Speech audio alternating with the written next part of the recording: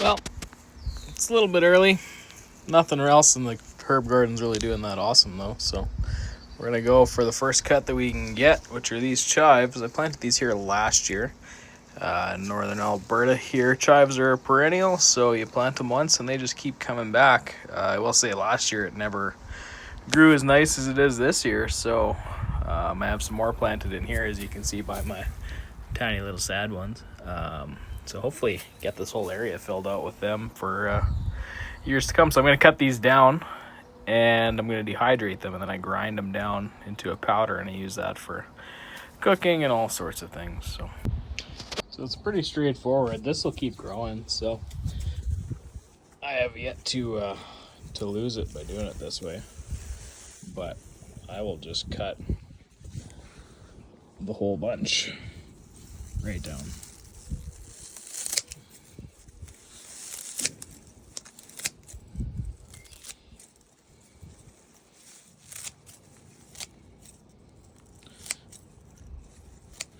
Like that. Got a whole whack of them to go dehydrate.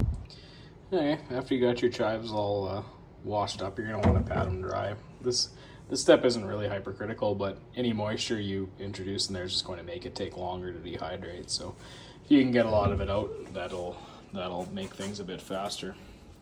Anyway, I don't have a traditional dehydrator. I just have this air fryer, which I'm guessing a lot of people probably do in 2026. And I have a dehydrate setting on mine. So just go there, 60 degrees, 8 hours. That's kind of the standard. Start her up, open her up. And you're gonna want to get your chives in, well, kind of as spread out as you can. This might take a couple rounds, but this will just kind of work its way down into pretty much nothing. We want to get these to the point that they're going to crumble in your hands, sort of thing, because that's when they're best to grind. So get them all in there as spread out as you kind of can. Make sure they're all not hanging out. And yeah, start her up and let her buck.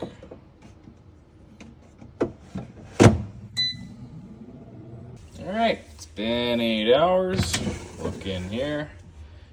Yeah, looks all right. So you want to feel around, make sure it's nice and dry and crumbly, like kind of like old grass is really what you're looking for. You could probably crumble this by hand. It does help to put it in the processor though, depending on what level of fineness you want to it. I want to put it in a shaker, so I would recommend using a Ninja, a coffee grinder, whatever. I mean, you can break it up to a pretty low volume by hand.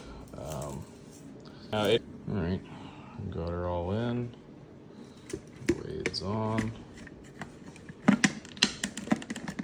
Let her buck.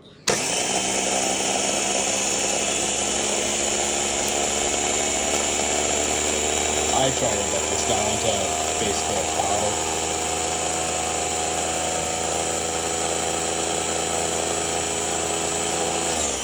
Check. That's not too bad. Could be fine. See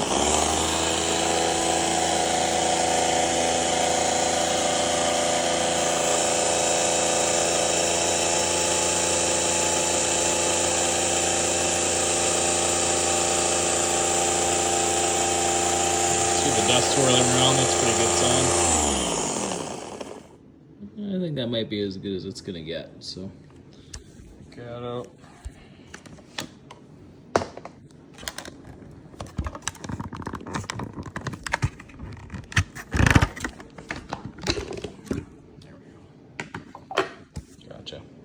It smells really good. So usually when you dehydrate something and grind it into a powder, it goes like it's extra strong, I guess you could say. So you don't need much to get that flavor in there. So then I'll just go and put this in my little shaker jars and we're good to go. You can see that big bundle doesn't actually translate to a whole lot. Yeah, it takes quite a bit to fill some shakers, but you know what, it's a good thing about chives is it's always growing, so there will be more to do. Got a little pour. You gotta kind of need a really particular funnel. This usually makes a real mess, but do your best.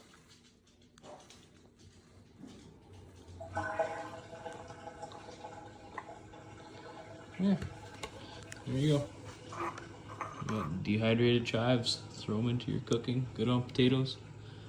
Good on lots of stuff.